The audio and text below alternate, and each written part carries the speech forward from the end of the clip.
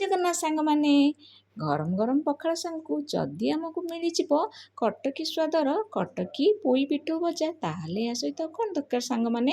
ତାହେଲେ ଚାଲନ୍ତୁ ଆଜି ଆମେ ବନେଇବା ଅସଲି କଟକୀ ସ୍ୱାଦର କଟକୀ ପୋଇ ପିଠଉ ଭଜା, ଯାହାକି ବାହାରୁ ବହୁତ ମୁଚମୁଚିଆ ଭିତରୁ ବହୁତ ସ୍ୱାଦିଷ୍ଟ। ତାହେଲେ ଚାଲନ୍ତୁ, ଏଥିପାଇଁ ପ୍ରଥମେ କଟକୀ ପୋଇ ଆମେ ନେଇଯାଇଛି। ଏହାକୁ ଭଲ ଭାବରେ 2ରୁ 3 ଥର ଧୋଇ ଦେଇଛି।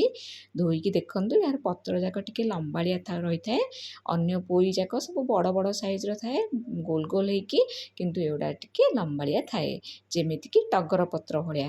ତ ଏହାକୁ ଆମେ ପ୍ରଥମେ ଧୋଇକି ଏମିତି ପୁରା ଛୋଟ ଛୋଟ କରିକି ଆପଣ ପୁରା କାଟିଦେବେ। କାଟି ସାରିଲା ପରେ ଏହାକୁ ଆମେ କ'ଣ କରିବା ନା ଗୋଟେ ବାଉଲରେ ରଖିଦେବା। ତ ଏବେ ଦେଖନ୍ତୁ, ବାଉଲରେ ମୁଁ ରଖିଦେଇଛି ପୋଇ କଟାକୁ। ତାପରେ ଏଠି ପିଆଜ 2ରୁ 3ଟି ଦେଇଦେଇଛି ଛୋଟ ଛୋଟ କାଟିକି, କଞ୍ଚା ଲଙ୍କା ଦେଇଛି 3ରୁ 4ଟି, ଜିରା 1 ଟେବୁଲ୍ ସ୍ପୁନ୍, ଆଉ ଏଇଠି ନେଇଯାଇଛି ବେସନ ହାଫ୍ ବାଉଲ୍ ମାନେ 4 ଟେବୁଲ୍ ସ୍ପୁନ୍, ଆଉ ଚାଉଳ ଗୁଣ୍ଡ 3 ଟେବୁଲ୍ ସ୍ପୁନ୍, ହଳଦୀ ଗୁଣ୍ଡ ହାଫ୍ ଟେବୁଲ୍ ସ୍ପୁନ୍, ରାଗ ଲଙ୍କା ଗୁଣ୍ଡ ହାଫ୍ ଟେବୁଲ୍ ସ୍ପୁନ୍, ଲୁଣ ଟେଷ୍ଟ ହିସାବରେ, ବାସ୍ ଏତିକି ହିଁ କାଫି। ତ ଏହାକୁ ଆମେ କ'ଣ କରିବା, ପ୍ରଥମେ ଏହାକୁ ଭଲ ଭାବରେ ଶୁଖିଲା ଗୋଳେଇଦେବା, ଯେମିତିକି ଏହାର ସବୁ ଗୁଡ଼ାକ ମସଲା ଆମର ମାନେ ପତ୍ରରେ ଲାଗିଯିବ କଟକୀ ପୋଇରେ। ତାପରେ ଅଳ୍ପ ଅଳ୍ପ ପାଣି ଉପରୁ ଛିଞ୍ଚିକି ଆପଣ କ'ଣ କରିବେ, ଏହାକୁ ଭଲ ଭାବରେ ମିକ୍ସ କରିବେ।